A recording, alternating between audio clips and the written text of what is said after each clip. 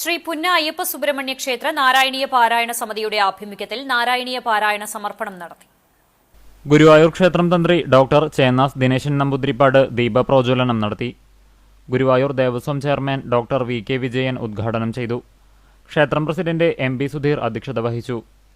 ആചാര്യ C P Nair, Mammiyur Vijayalakshmi teacher എന്നിവരെ തന്ത്രി ആദരിച്ചു.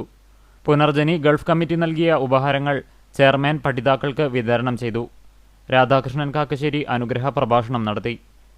K R Mohan, Venugopal Karippott, advocate Mangott Ramakrishnan എന്നിവർ സംസാരിച്ചു. നാരായണീയ പാരായണ സമിതി കൺവീനർ ഗീതാ വിനോദ് സ്വാഗതവും ക്ഷേത്രം ട്രഷറർ സി കെ ബാലകൃഷ്ണൻ നന്ദിയും പറഞ്ഞു.